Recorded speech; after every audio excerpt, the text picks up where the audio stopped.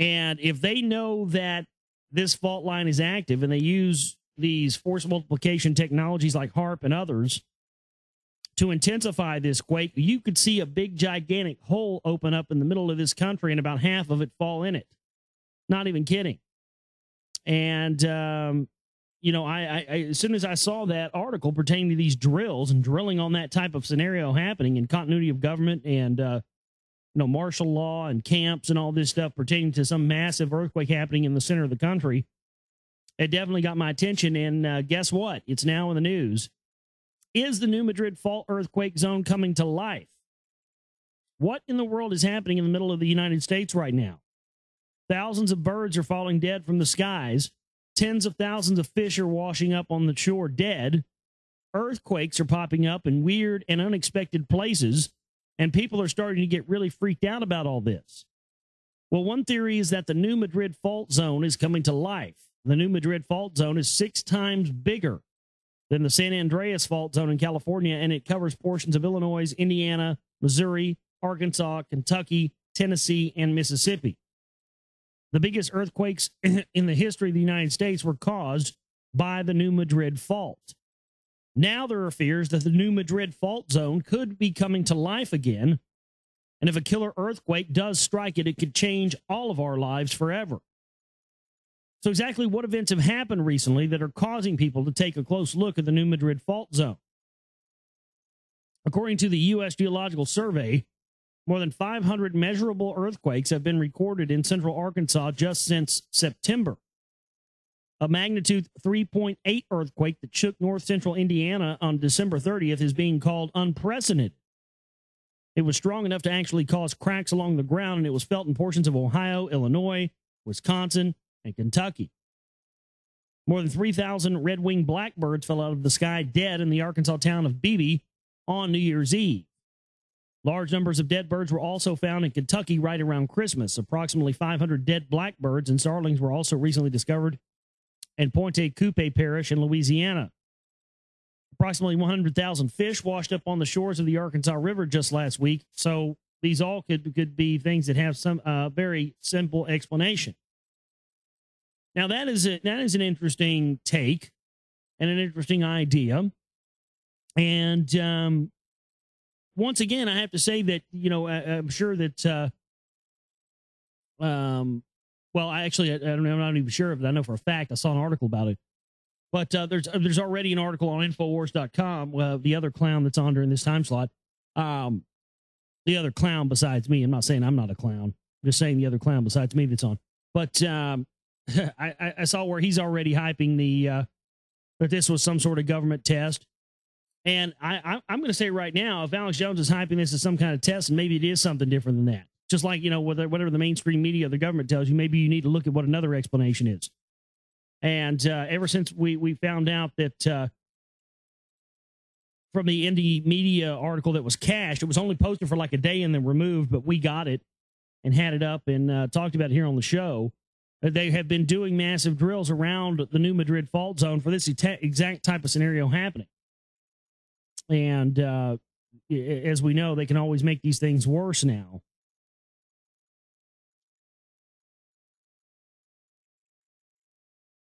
And so it says that the fact that all this happened in or around the New Madrid fault zone is starting to raise some eyebrows. About 200 years ago, in 1811 and 1812, there were 4 earthquakes that were so powerful in the area of the New Madrid fault zone that they are still talked about today. All 4 of the quakes were estimated to have been magnitude 7.0 or greater. It is said that those earthquakes opened deep fissures in the ground, caused the Mississippi River to run backwards, and that they were felt as far away as Boston. The last major earthquake to hit the region was a 5.4 magnitude quake that struck the town of Dale, Illinois in 1968. Things have been strangely quiet in the region since then until recently. If a true killer earthquake struck along the New Madrid fault line zone today, cities such as St. Louis, Missouri, Memphis, Tennessee, and others could be potentially destroyed. Now, that's interesting. They say Memphis, Tennessee could be potentially destroyed. I had this strange dream, zombie apocalypse dream a few weeks ago, and I was, one of the things in the dream that I saw that my friend Summer says is pretty symbolic is I saw this I don't know if there are levees in Memphis, Tennessee. I assume there probably are, but I was in Memphis, Tennessee, running from zombies, and the levees broke, and the town was flooded, and Sun Records got flooded. I find that interesting that Memphis, Tennessee is on this. It could be completely destroyed. Unfortunately, this is not an exaggeration. The following video describes just how incredibly powerful there are. So there's a couple of videos on this pertaining to this. I'll put this link to the chat room here in just a minute. One interesting theory is that the oil volcano unleashed by the BP oil spill in 2010 may have sparked renewed seismic activity in that part of the world. Jack M. Reed, a retired Texaco geophysicist, has been carefully studying the geology of the Gulf of Mexico for over 40 years. Reed is convinced that the Gulf of Mexico is currently tectonically active and that the Gulf of Mexico is the source for most seismic activity along the New Madrid Fault. According to Reed, there is substantial evidence that the New Madrid Fault zone is directly connected to deeply buried tectonics in the Gulf of Mexico. This entire zone through the United States is suffering some type of tectonic activity that I believe is tied to the deeply buried tectonics in the Gulf of Mexico. So did BP disturb those deeply buried tectonics by drilling such a deep well and unleashing all that oil that flowed into the Gulf of Mexico? Let's hope not. If a truly historic earthquake did strike along the New Madrid Fault, the amount of damage that could be done surrounding states such as Illinois, Kentucky, Mississippi, Indiana, Alabama, Missouri, Arkansas, and Tennessee could be potentially unimaginable. Jeremy Hyde of the Tennessee Emergency Management Agency says that life in the region would be instantly transformed in the event of a major earthquake along the New Madrid Fault. All communications would be out. All air travel would be out as the FAA air control would go down. All rail travel would fail. Ports would shut down. Oil and natural gas pipelines could be offline as well. According to a recent study by the University of Illinois, a 7.7 magnitude earthquake along the New Madrid Fault would leave 3,500 people dead and more than 80,000 injured and more than 7 million homeless. So what would happen if an 8.0 earthquake struck, or an 8.5 or a 9.0? Remember, an 8.7 magnitude earthquake would be 10 times worse than a 7.7 magnitude earthquake, and there are even some who believe that if a powerful enough earthquake hit the New Madrid Fault someday, it could potentially alter the surrounding geography enough that it could actually create a new major body of water in the middle of the United States. So no, it's not just California that needs to worry about the big one. Right now, seismic activity has been dramatically increasing all over the globe. Just think of the unprecedented number of volcanic eruptions that we have seen over the past year. Major earthquakes have been popping up all along the Ring of Fire just over the past couple of days.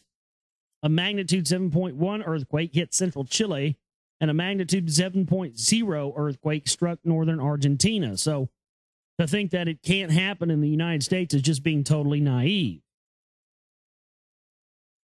Let us hope and pray that a devastating earthquake does not hit the New Madrid Fault anytime soon, because such an event could completely wipe out our economy.